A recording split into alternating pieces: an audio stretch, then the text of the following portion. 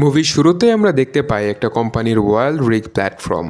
Wild rig platform হলো এমন একটা স্থাপত্য যেটা তেল উত্তোলন করার জন্য ব্যবহৃত হয় এবং যেটা সমুদ্রের মাঝখানে থাকে।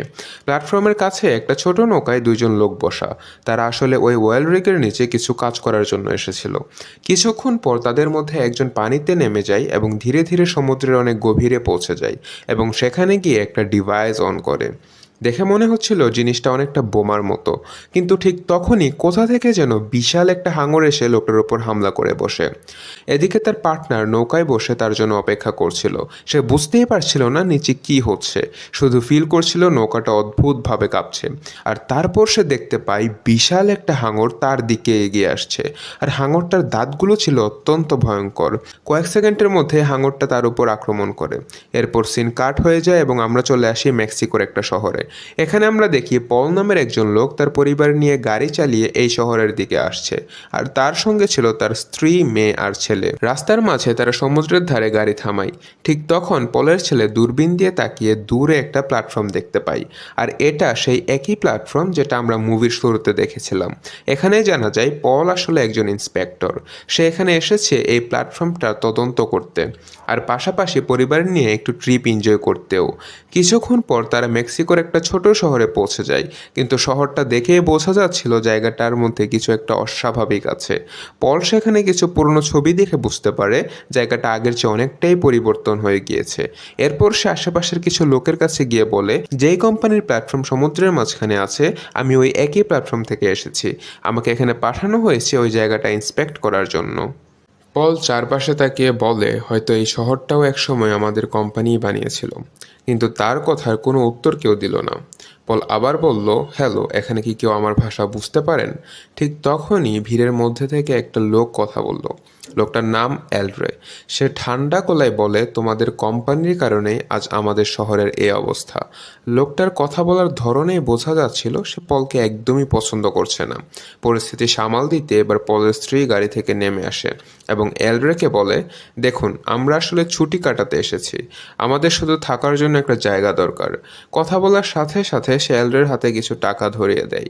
টাকা পাওয়ার পর এলরে অবশেষে রাজি হয় এবং তাদেরকে একটা হোটেলের দিকে নিয়ে যেতে শুরু করে। যাওয়ার পথে এলরে রাস্তার পাশে থাকা একটা দেবতার সামনে কিছু টাকা রেখে প্রার্থনা করে, কারণ ওই এলাকার মানুষ ওই দেবতাকেই মানত। ওইদিকে পলের ছেলে কৌতূহলবশত একটা ছোট মূর্তি হাতে তুলে নেয়। মূর্তিটার একটা চোখ ঢাকা ছিল, আর মজার ছলে সে নিজের চকলেটটা সেখানে রেখে দেয়। কিছুক্ষণ পর এলরে তাদের হোটেলে পৌঁছে দেয়। হোটেলটা দেখে কারোরই ভালো লাগছিল না। জায়গাটা ছিল অদ্ভুত, অনেকটা ভৌতিক টাইপের। বিদায় নেওয়ার আগে পলের ছেলে নিজের চোখের মুখোশটা খুলে এলরের হাতে দিয়ে বলে, থ্যাংক ইউ। এলরে তারপর পলের দিকে তাকিয়ে বলে, নিজের আর নিজের পরিবারের খেয়াল রেখো। কথাটা শুনে একটু অবাক হয় পল এবং জিজ্ঞেস করে, এভাবে বলছো কেন? এখানে কি কোনো বিপদ আছে? এলরে শুধু একটা কথাই বলে, হ্যাঁ, ব্ল্যাক ডেমন। এই কথা বলেই সে চলে যায়। কিন্তু পল এসবকে সিরিয়াসলি নেন না। ঠিক তখনই কোম্পানি থেকে পলের কাছে ফোন আসে। তাকে তখনই ওয়াইল্ড রিগ প্ল্যাটফর্মে যেতে বলা হয়। পল তার স্ত্রীকে বলে, চিন্তা করো না, সন্ধ্যার আগেই ফিরে আসবো। বাচ্চাদের খেয়াল রেখো, নিজেরও খেয়াল রেখো, আর পারলে অন্য কোনো হোটেল খুঁজে নিও। এটা বলে সে নিজের ব্যাগ নিয়ে সমুদ্রের তীরের দিকে রওনা দেয়। সেখানে কোম্পানির পাঠানো একটা নৌকা তার জন্য অপেক্ষা করছিল। সেখানে বসে থাকা এক প্রহরীকে পল বলল, রেডিওতে প্ল্যাটফর্মে খবর পাঠিয়ে দাও, আমি আসছি। কিন্তু আশ্চর্যজনকভাবে প্রহরী সেটা করতে সরাসরি অস্বীকার করে। আর পল চলে যাওয়ার পর রেকর্ডের জন্য রেখে যাওয়া ছবিটাও সে ছিঁড়ে ফেলে। কিন্তু কেন? এর উত্তর আমরা একটু পরেই জানতে পারবো। এরপর পল সেই লোকটার সঙ্গে দেখা করে যার কাজ ছিল তাকে নৌকায় করে প্ল্যাটফর্মে পৌঁছে দেওয়া। নৌকায় উঠে পল তাকে জিজ্ঞেস করে, এই শহরের কি হয়েছে? সব কিছু এত বদলে গেছে কেন? আর চারপাশে তো ফাঁকা কেন? লোকটা কিছুক্ষণ চুপ থেকে বলে, ভয়। ভয় এই জায়গা থেকে সব কিছু তাড়িয়ে দিয়েছে। পল জিজ্ঞেস করে, কিসের ভয়? লোকটা এবার একটু নিচু গলায় বলে, একটা বিশাল হাঙর যাকে সবাই ব্ল্যাক ডেমন নামে চেনে। কথাটা শুনে পল বিশ্বাস তো করেই না, উল্টো লোকটাকে নিয়ে মজা করতে শুরু করে। কিছুক্ষণ পর নৌকাটা সমুদ্রের মাঝখানে একটা পিয়ারের কাছে এসে থামে। লোকটা বলে, আমি এর বেশি সামনে যাব না, এখান থেকে তোমাকে একাই যেতে হবে। এদিকে পলের স্ত্রীও বুঝতে পারছিল কিছু একটা ঠিক নেই। চারপাশে সবকিছু তার কাছে অদ্ভুত লাগছিল। হোটেলে থাকাকালীন হঠাৎ এক মাতাল লোক তাদের কাছে এসে বিরক্ত করতে শুরু করে। শুধু তাই না, সে পলের মেয়ের সাথেও খারাপ আচরণ করতে থাকে। এটা দেখে পলের স্ত্রী 1 সেকেন্ডও দেরি করেনি, সামনে থাকা বোতলটা তুলে লোকটার মাথায় মেরে দেয়। তারপর বাচ্চাদের নিয়ে দ্রুত হোটেল থেকে বেরিয়ে যায়। কিন্তু গাড়ির সামনে গিয়ে দেখে কেউ ছুরি দিয়ে গাড়ির টায়ার কেটে দিয়েছে। এখন আর কোনো উপায় না দেখে সে দৌড়ে আবার সমুদ্রের তীরে যায় আর নৌকা চালানো লোকটাকে বলে তাকে সেই প্ল্যাটফর্মে নিয়ে যেতে যেখানে তার স্বামী পল গেছে। প্রথমে লোকটা একদমই রাজি হচ্ছিল না। তখন পলের স্ত্রী তার হাতে টাকা দিয়ে বলল, দয়া করে আমাদের সাহায্য করো। যখন সে লোকটি দেখলো কিছু লোক এই পরিবারটির পেছনে লেগেছে, তখন সে তাদের সাহায্য করতে রাজি হয়। অন্যদিকে পলকে দেখানো হয় যে নিজে একাই প্ল্যাটফর্মের দিকে এগিয়ে যাচ্ছিল। যখন সে সেই প্ল্যাটফর্মে পৌঁছায়, সে দেখে যে এর অবস্থা খুবই খারাপ এবং এর চারপাশের পানি লাল। এই জিনিসগুলো তার কাছে খুবই অদ্ভুত লাগছিল। সে নিচে নেমে আসে এবং আওয়াজ করতে শুরু করে, এখানে কি কেউ আছে? কিন্তু কেউ তার উত্তর দেয় না। সে একটি কেবিনের ভেতরে যায়। সেখানে সে একটি ডগ এবং দুজন লোককে খুঁজে পায়, যাদের মধ্যে একজনের নাম ছিল শ্যাডো। শ্যাডো খুব রাগান্বিত এবং ভীত ছিল। সে পলকে মারতে যায়। তখন পল তাকে নিজের সম্পর্কে বলে যে, ভয় পেও না, আমি এখানে পরিদর্শনে তদন্ত করতে এসেছি এই সব কিছু ঠিক আছে কিনা। কিন্তু তাদের মধ্যে একজন, যার নাম শ্যাডো, সে বলে, তোমার আসার জন্য অনেক দেরি হয়ে গেছে। তারপর সে বাইরে থেকে একটি নৌকার শব্দ শুনতে পায়। দূর থেকে তাকিয়ে সে দেখলো তার মধ্যে পলের পরিবার রয়েছে। নৌকায় বসে থাকা পলের ছেলে দূর থেকে সমস্ত দৃশ্য দেখছিল। সে পানিতে একটি বিশাল কালো ছায়া দেখতে পায়, যা তার নৌকার নিচ দিয়ে চলে যায়। তখন প্ল্যাটফর্মে থাকা পল, শ্যাডো এবং তার সঙ্গীর সাথে থাকা লোকটি বিপদ বুঝতে পারল। তারা প্ল্যাটফর্মে থাকা জিনিসপত্র দিয়ে শব্দ করতে শুরু করে, যাতে ওই দৈত্য হাঙর ব্ল্যাক ডেমনের মনোযোগ এদিকে আসে এবং পলের পরিবার যে নৌকায় ছিল তার কোনো ক্ষতি না হয়। কিন্তু পল এসবের কিছুই বুঝতে পারে না। সে তাদের দুজনকে জিজ্ঞেস করে, তোমরা দুজন কি করছো? তোমরা কি আমাকে কিছু বলবে যে এখানে কি ঘটছে?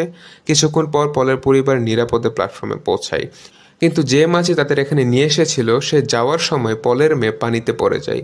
পলের মেয়ে পানিতে অনেক অদ্ভুত জিনিস দেখতে পায়, যেখানে সে মানুষের শরীরের কাটা অংশ দেখতে পায়।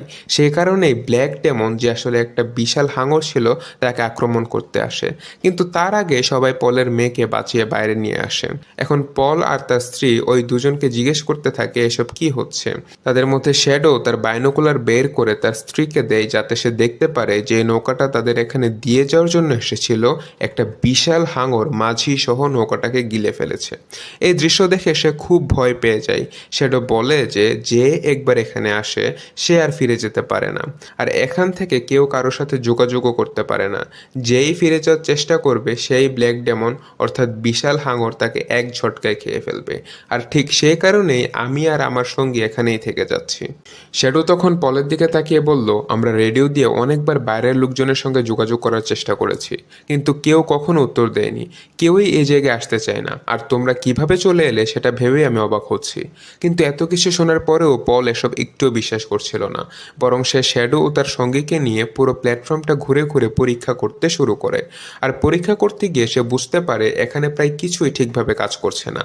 তখন শ্যাডো আর তার সঙ্গী পলকে বলে এসবের পেছনে দায়ী ওই হাঙরটা। ও যখন খুশি তখনই আক্রমণ করে। কোম্পানিও জানে এখানে কিছুই ঠিক নেই, কিন্তু তারা কখনো কোনো কিছু ঠিক করার চেষ্টা করেনি। এটা শুনে পল বলে, যাই হোক, আগে এই প্ল্যাটফর্মটা ঠিক করতে হবে, কিন্তু সেটা করতে হলে কাউকে পানির নিচে নামতেই হবে। পলের স্ত্রীর এই প্ল্যানটা একদমই ভালো লাগছিল না। সে শ্যাডোর দিকে তাকিয়ে জিজ্ঞেস করলো, এই হাঙরটা এখানে কেন আসে, আর যারা এখানে আসে তাদেরই বা কেন মেরে ফেলে? শ্যাডো কিছুক্ষণ চুপ থেকে বলল, সমুদ্রের এই অংশটা এত গভীর, এখানে এসব কাজ করাই নিষিদ্ধ ছিল, কিন্তু আমরা নিয়ম মানিনি। আমরাই এখানে এই প্ল্যাটফর্ম বানিয়েছি। প্রকৃতি যেমন ছিল আমরা সেটা বদলাতে চেয়েছি। আমার মনে হয় এটা আমাদের জন্য ঈশ্বরের শাস্তি। শ্যাডোর কথা শুনে পল হেসে দেয়। এটা দেখে শ্যাডো রেগে গিয়ে বলে, আমি মজা করছি না পল। মানুষ সবসময় প্রকৃতির জিনিস নিয়ে খেলতে যায়, আর শেষ পর্যন্ত তার মূল্য দিতেই হয়। এরপর সবাই মিলে স্টিম ক্যাপসুল প্রস্তুত করে পানির নিচে নামার জন্য।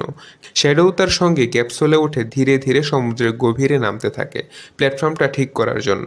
কিন্তু নিচে গিয়ে সে এমন কিছু দেখে যেটা দেখে তার শরীর ঠান্ডা হয়ে যায়। সে দেখতে পায় একটা বোমা, ঠিক সেই বোমাটা যেটা আমরা মুভির শুরুতে দেখেছিলাম। মানে কেউ শুধু এখানে কাজ করতে আসেনি, পুরো প্ল্যাটফর্মটাই উড়িয়ে দেওয়ার প্ল্যান ছিল। এখন তারাও পৌঁছে যায় বিপদটা যতটা ভাবছিল তার চেয়েও বড়। পানির গভীরে থাকা অবস্থায় শ্যাডোর সঙ্গী চারপাশে মানুষের মৃতদেহের মতো ভয়ঙ্কর সব দৃশ্য দেখতে শুরু করে। যদিও এগুলো আসলে ছিল শুধু তার হ্যালুসিনেশন। ঠিক তখনই সে বুঝতে পারে কিছু একটা তার দিকে এগিয়ে আসছে, আর কয়েক সেকেন্ড পরেই সে দেখতে পায় সেই বিশাল হাঙরটা তার সামনেই। ভয়ে সে দ্রুত আবার ক্যাপসুলটার ভেতরে ঢুকে পড়ে, কিন্তু ততক্ষণে অনেক দেরি হয়ে গিয়েছে। দানব হাঙরটা ক্যাপসুলটাকে প্রচণ্ড জোরে আঘাত করে এবং সেটাকে টেনে নিয়ে সমুদ্রে আরও গভীরে নিয়ে যেতে শুরু করে। উপরে দাঁড়িয়ে পল মরিয়া হয়ে ক্যাপসুলটাকে থামানোর চেষ্টা করছিল, কিন্তু সে কিছুতেই কিছু করতে পারল না। কিছুক্ষণ পর শ্যাডো উঠে আসলো এবং পল শ্যাডোকে জিজ্ঞেস করলো তার সঙ্গীর কথা। আর ঠিক তখনই পানির উপরে একটা দেহ ভেসে উঠতে দেখা গেল। পল ভাবলো হয়তো লোকটা এখনো বেঁচে আছে, তাই সে দ্রুত দেহটা টেনে উপরে তুলে আনে। কিন্তু কাছে এনে যা দেখে সেটা সত্যিই ভয়ঙ্কর ছিল। লোকটার শরীরে অর্ধেকটাই নেই। এই দৃশ্য দেখে সবাই একেবারে স্তব্ধ হয়ে যায় আর আতঙ্কে কান্না করতে শুরু করে। পলের মেয়েও পুরো ঘটনাটা নিজের চোখে দেখেছিল, আর স্বাভাবিকভাবে সে ভীষণ ভয় পেয়ে যায়। এরপর পল তার স্ত্রীকে নিয়ে ভেতরে চলে আসে। দুজনেই বসে নিজেদের বাচ্চাদের ভবিষ্যৎ নিয়ে কথা বলতে থাকে আর ভাবতে থাকে এখন এই পরিস্থিতি থেকে বের হওয়ার উপায় কী। কিন্তু হঠাৎ করেই পল রেগে গিয়ে তার স্ত্রীকে বলে, তুমি এখানে কেন এসেছো? আমি তো তোমাকে নিরাপদ জায়গায় রেখে গিয়েছিলাম, তাহলে বাচ্চাদের নিয়ে এখানে কেন চলে এলে? পলের কথা শুনে তার স্ত্রী কেঁদে ফেলে। সে কাঁদতে কাঁদতেই বলে, যেখানে তুমি আমাদের রেখে গিয়েছিলে সেখানে একটা মাতাল লোক আমাদের মেয়ের সাথে বাজে আচরণ করছিল। আমি আর কি করতাম? এদিকে পলের বাচ্চারাও তাদের বাবার কাছে চলে আসে। পলের ছেলে তখন শ্যাডোর সেই সঙ্গীর কথা জিজ্ঞেস করে, যে একটু আগে মারা গেছে, কারণ অল্প সময়ে লোকটা তার খুব ভালো বন্ধু হয়ে গিয়েছিল। এমনকি যাওয়ার আগে সে পলের ছেলেকে হাঙরের দাঁত দিয়ে বানানো একটা লকেটও দিয়েছিল, আর সেটাই তখনও তার গলায় ঝুলছিল। ছেলেটা যেন কষ্ট না পায় তাই পলের মেয়ে তাকে শান্ত করে বলে, চিন্তা করো না, সে পানির নিচে কাজ করছে, দেখবে খুব তাড়াতাড়ি ফিরে আসবে। এদিকে পল চুপচাপ শ্যাডোর পাশে বসেছিল আর নিজের করা ভুলগুলোর কথা ভেবে অনুশোচনা করছিল। ঠিক তখনই হঠাৎ সে কিছু একটা দেখতে পায়, কিন্তু আসলে সেটা বাস্তব কিছু না, সবই ছিল তার মনের ভুল, একটা হ্যালুসিনেশন। তবুও পল হঠাৎ করে একটা ফ্লেয়ার গান তুলে নেয়। শ্যাডো সঙ্গে সঙ্গে তাকে থামিয়ে বলে, তুমি কি করছো? ওইখানে কিছুই নেই, সব শুধু তোমার মাথার ভেতরের কল্পনা। এরপর পল আবার ভেতরে ফিরে আসে। ভেতরে আসতেই তার ছেলে তার দিকে তাকিয়ে জিজ্ঞেস করে, আমরা কি এখানেই মারা যাব? কথা শুনে কিছু মুহূর্তের জন্য পল চুপ হয়ে যায়। তারপর সে ছেলেকে বলে, না, এমন কিছুই হবে না, আমরা সবাই খুব শীঘ্রই এখান থেকে নিরাপদে বের হয়ে যাব। অন্যদিকে পলের স্ত্রী আর বাচ্চারা আশেপাশে কিছু একটা খুঁজছিল। ঠিক তখন পলের ছেলে কয়েকটা পুতুল খুঁজে পায়। এরপর সে নিজের মতো করে কিছু একটা বানাতে শুরু করে। সে পুতুলগুলো একটা ছোট নৌকার মধ্যে সাজিয়ে রাখে। তারপর চোখ বন্ধ করে প্রার্থনা করে বলে, হে ঈশ্বর, আমাদের ক্ষমা করে দিন, দয়া করে আমাদের এখান থেকে বের হওয়ার পথ দেখান। এরপর সে ছোট নৌকাটা পানিতে ভাসিয়ে দেয়, কিন্তু ভাসানোর সময় একটা পুতুল নৌকা থেকে পড়ে পানিতে চলে যায়। এদিকে পলের স্ত্রী একা একা একটা অফিস কন্ট্রোল রুমের ভেতরে ঢুকে। সেখানে সে কিছু গুরুত্বপূর্ণ ফাইল আর ডকুমেন্টস খুঁজে পায়, আর সেগুলো দেখে সে এক ভয়ঙ্কর সত্য জানতে পারে। পল ও তার কোম্পানি আগেই জানতো এই প্ল্যাটফর্ম মোটেও নিরাপদ না, সব ঝুঁকির কথাও তাদের জানা ছিল। এরপরেও তারা রিপোর্টে লিখেছিল সবকিছু একদম ঠিক আছে। অন্যদিকে পলের মেয়ে তার ভাইকে খুঁজছিল। ঠিক সেই সময় হঠাৎ একটা প্রচণ্ড ধাক্কা লাগে, সম্ভবত সে দানব হাঙরটার আঘাতেই, আর পলের ছেলে সরাসরি পানিতে পড়ে যায়। পানিতে পড়ে ভয়ে চিৎকার করে সাহায্য চাইতে শুরু করে। এ কথা শোনা মাত্র সবাই তাকে বাঁচানোর জন্য দৌড় দেয়। পলের স্ত্রী এক মুহূর্ত দেরি না করে পানিতে ঝাঁপ দেয়, আর অন্যদিকে পল চেষ্টা করছিল সে দানব হাঙরটার মনোযোগ অন্যদিকে ঘুরিয়ে দিতে, যেটা ধীরে ধীরে তাদের দিকে এগিয়ে আসছিল।